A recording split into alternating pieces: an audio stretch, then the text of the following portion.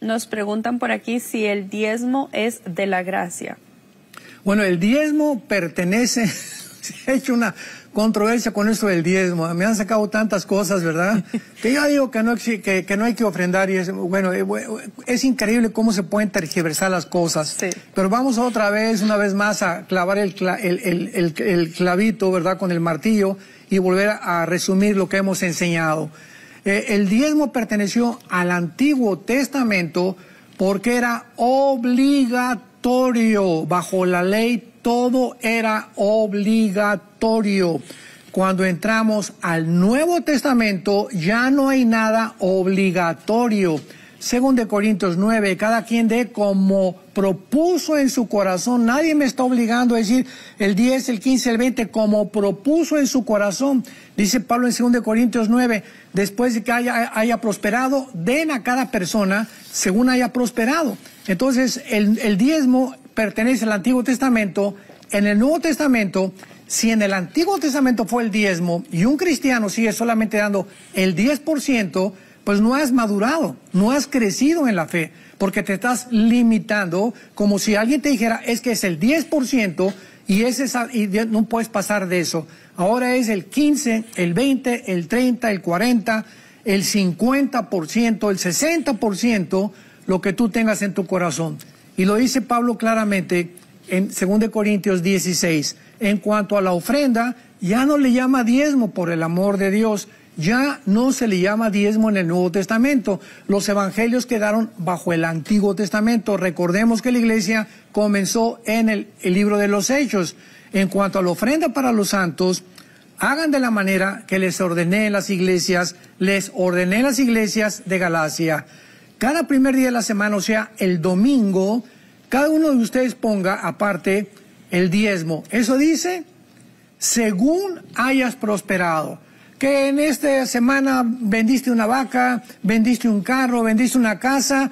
Entonces, ahí Dios te dice, vendiste la casa en $100,000, dame lo que está en tu corazón. Pero no tengas en tu mente el 10% siempre, porque vas a seguir viviendo bajo la ley. Entonces, la ofrenda en el Nuevo Testamento se llama ofrenda. Pero nosotros tenemos la culpa porque en las iglesias les decimos, pasen a dejar sus diezmos. Y la iglesia y los cristianos y las ovejas comienzan a asimilar que solamente es el 10%. Hablemos de ofrendas y ya no de diezmos. Wow. Pastor, nos pregunta desde Venezuela, Néstor nos dice que si un pastor tiene es obligatorio que tenga un pastor él, o sea, que el pastor tenga encima de él una cobertura pastoral también. Es peligrosísimo que un pastor esté solo. Muy peligroso porque somos demasiado tontos, somos demasiado egoístas, somos demasiado ambiciosos, somos demasiado débiles en la fe, por más espirituales que podamos ser. El día que creamos que ya no necesitamos un grupo a nuestro alrededor o de personas que nos den un consejo o de misioneros que tengan más tiempo que nosotros y que nos estén coachando o entrenando, ¿verdad? En ese momento pierdes el camino muy fácilmente y por eso hay cientos de pastores que se han alejado y han comenzado a enseñar cosas, ¿verdad? Verdaderamente barbaridades de la Biblia porque no tienen quien los corrija o no han aceptado corrección.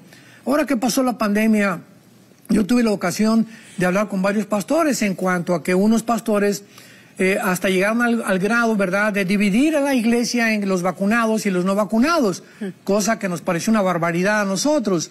Y a muchos pastores los exhorté y ya no me volvieron a hablar.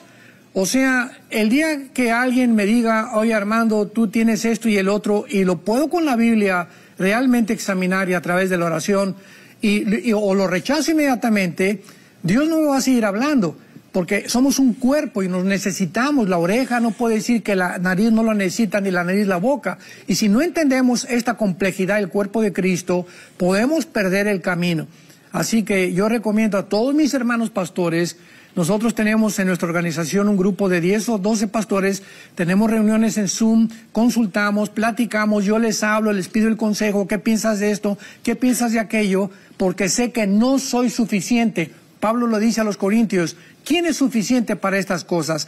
Y los corintios se creían ya suficientes. Y cuando no oímos otras enseñanzas, yo voy a una iglesia aquí en Dallas, ¿verdad?, que necesito yo el alimento, y me encanta, le estaba platicando a Rebeca, que es una iglesia con una doctrina impresionante, predican exegéticamente y expositivamente, versículo por versículo, y mi esposo y yo salimos edificados. Y si yo creo que yo ya tengo todo y no acudo a seguirme alimentando cuando otro pastor que venga aquí a Dallas o en México y no asisto, pues sería yo bastante orgulloso de creer que ya no necesito oír a nada. Necesitamos todos los días estar oyendo diferentes pastores, diferentes predicadores, porque a través de eso nos edifica el Espíritu de Dios. Pastor, justo por ese lado nos entra una pregunta de alguien que dice que no sabe cómo aprender más acerca de la Biblia y específicamente no sabe cómo empezar a memorizarse la Biblia. Bueno, tú necesitas pertenecer a una iglesia cristiana, desde luego, ¿verdad?, donde haya estudios bíblicos entre semana. Todos los pastores necesitamos enseñar la Biblia entre semana. Y tenemos que tener también un grupo de Timoteos, de hombres que podamos percibir en sus vidas, que tienen llamado para poder realmente confirmarlos en la fe. Y aparte, pues la enseñanza que se le da a toda la iglesia. Pero si tú no asistes a un grupo en tu iglesia donde se enseñan estudios bíblicos, por ejemplo, el libro de Romanos, todo pastor tiene que enseñar Romanos. Un pastor no puede prescindir, es el primer libro que debe de enseñar doctrinalmente, porque es el que contiene casi todas las doctrinas principales, como la justificación por la fe, el pecado, la división, la relación entre judíos y entre la iglesia, el Espíritu Santo, etcétera, etcétera. Entonces, si tú no asistes a una iglesia donde hay crecimiento a través de la enseñanza bíblica, no vas a crecer. Y la memorización se aprende memorizando. Comienza a memorizar un versículo diario, lo repites antes de acostarte, en una semana.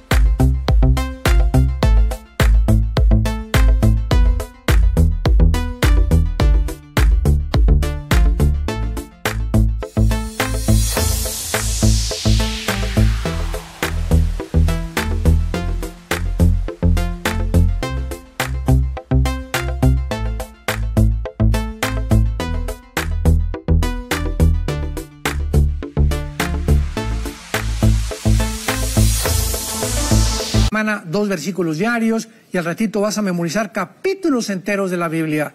Todo requiere práctica y disciplina. ¿Usted lo hace así, uno al día, se enfoca en uno al día o en uno por semana? ¿Cómo lo empezó a hacer usted? Porque yo veo que se lo sabe todos y párrafos, no versículos, pero parece, y especialmente hay una teoría ahora que dice que es más difícil para nosotros aprender los versículos porque la generación anterior lo leía una sola versión toda su vida.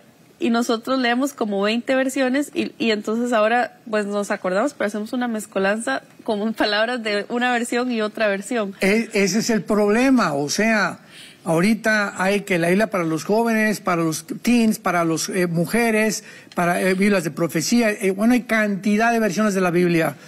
Yo, desde que me convertí, tengo esta versión de 1960, que ha sido la NAC.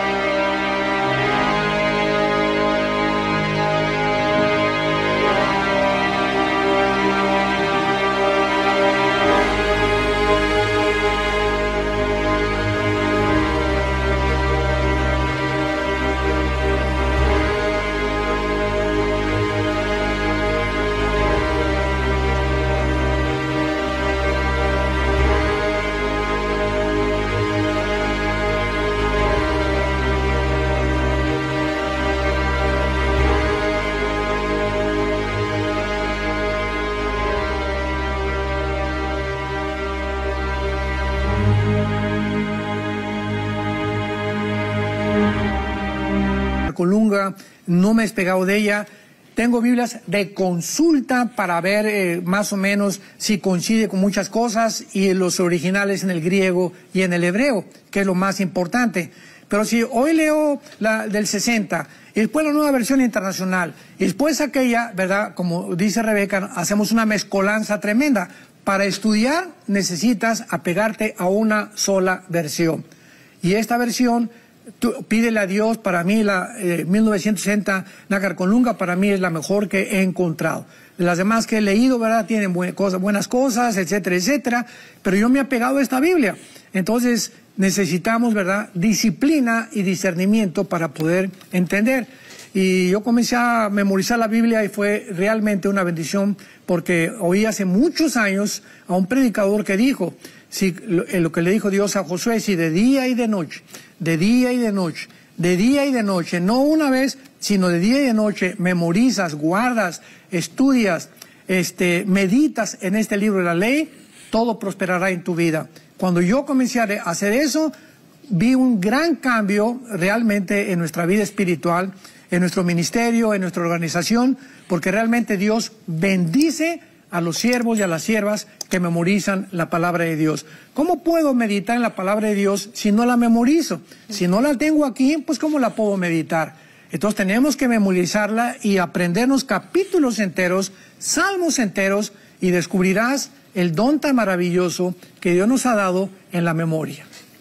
No te puedes ir sin antes suscribirte a nuestro canal para que puedas estar pendiente de todo nuestro contenido que estaremos subiendo acá en el canal de YouTube de Enlace. Además, quiero invitarte a que si te gustó este video puedas comentar en la cajita de comentarios y poner pues de qué país nos estás viendo, y además qué te pareció este y todos los videos que tenemos en nuestro canal de YouTube.